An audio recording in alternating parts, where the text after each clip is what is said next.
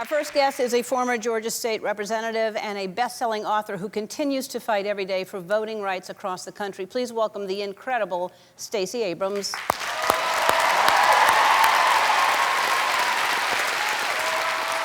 Hi. Hello.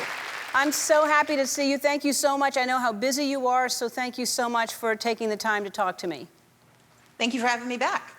Well, it's been quite a year, because last time I saw you, I was doing the show from my house. COVID, I think, had pretty much just started, and it was a tough time in our country. How are you feeling about things right now? Are you hopeful? I am. I'm more determined than hopeful, because the last time we were talking about voter suppression, we still kind of have a voter suppression problem.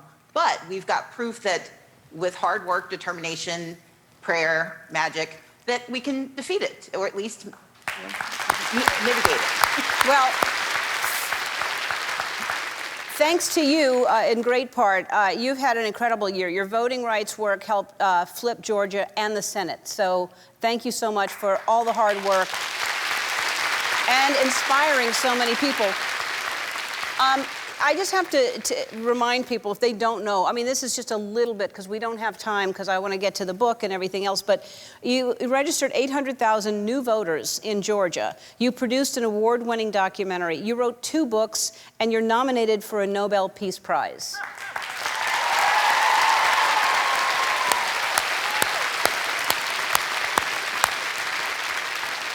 How many hours a night do you need to sleep? Are you one of these people that sleeps like 3 hours? How many hours a night do you sleep? I'm a 5-hour-a-night person. I strive for 7. And let's be clear, people helped with all of the above. I did most of the writing of the books and stuff, but the rest was a joint effort. Yeah, well, it's pretty impressive. And so 2021 is not an election year for most offices in the country, but what has you the most concerned right now? The reaction to the success we saw in 2020 and 2021, not just Democrats winning, but the fact that new voters of color, young people turned out in record numbers. Unfortunately, we're seeing laws across the country, especially starting in the South and Southwest, that are trying to reverse course and restrict access to the right to vote, to suppress the vote again. And our fight has to continue to be that every vote counts, and that it does not matter who you vote for, you should have the right to vote if you're eligible. Absolutely, absolutely. Because this is not the time to coast. This is not the time to think, okay, we're in a good place. Why is this so important for people to pay attention to? You're going to hear this as a partisan issue, Republicans fighting Democrats, but that's not the case. This is about Republicans versus Americans. This is a citizenship question. If you respond to more people voting by making it harder to vote, if you look at their behavior and say, they use that too much, I'm going to take it away or make it more difficult, then you're engaging in voter suppression. But the problem is they may target communities of color or young people, but they break democracy for the rest of us. And when they do that, we are no better off than any other nation that struggles to hold on to our democracy. That's what shapes us, and we need to fight to keep it.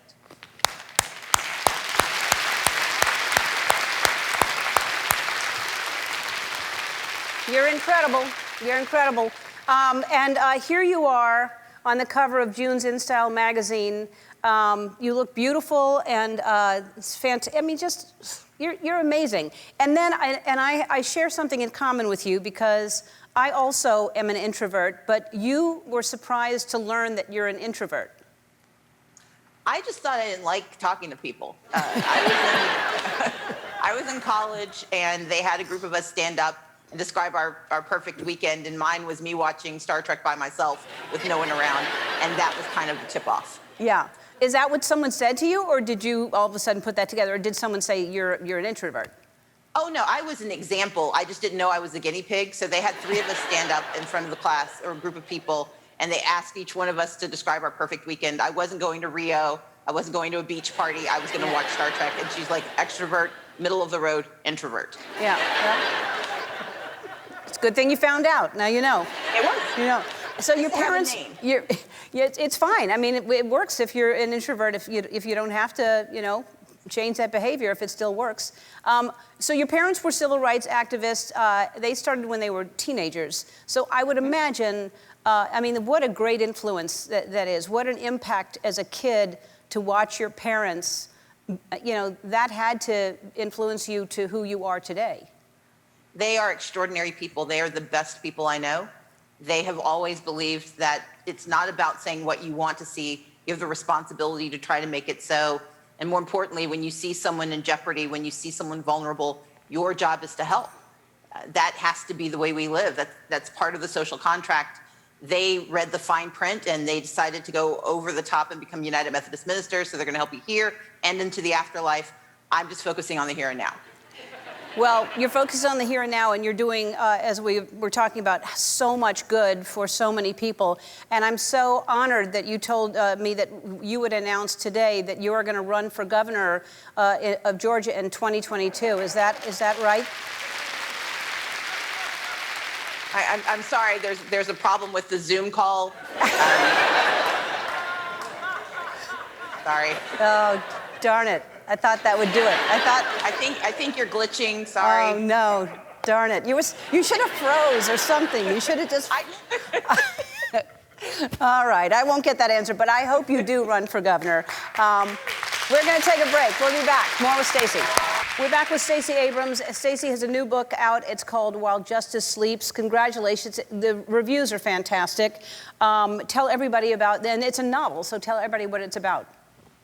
So it's about a Supreme Court justice who is the swing vote on a very controversial case, and he falls into a coma.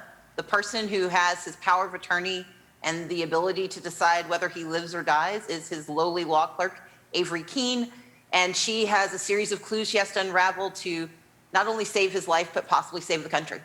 Fantastic idea. And you started working on this a decade ago, but then the publishers passed on it. Why would they pass on it then?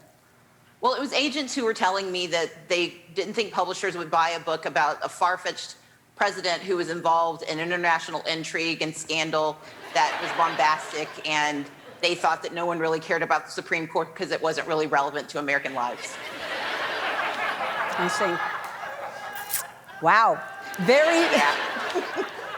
Have you talked to them since then? Have you? Oh my God. And then I was just asking during the break if this was your first novel, and they said you'd written a bunch of romance novels under a different name. Yes, I've written 8 romance novels as Selena Montgomery.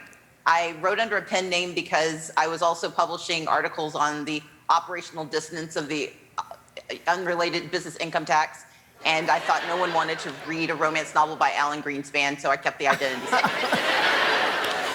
That's incredible. That's incredible. So the book is fiction, but there's a lot about politics, so I assume you pulled from real life experiences, right? I did. Yeah. And do these people know who they are in the book? There are a few people. I like to use the names of friends, and I warn them that, you know, if you're in my book, you are at my disposal. And so I have a friend who's the current Speaker of the House here in Georgia. We do not agree politically.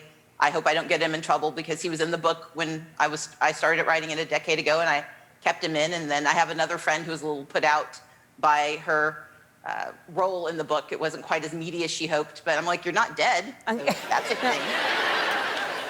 You didn't kill her off. Yeah, she could be. Because now she could be in the TV series, because now the book is they're making it into a TV series. Will you be in it at all? Oh, dear God, no. No. Just like a Hitchcock moment where you just see you in the background where you're, you know, he used to be in everything.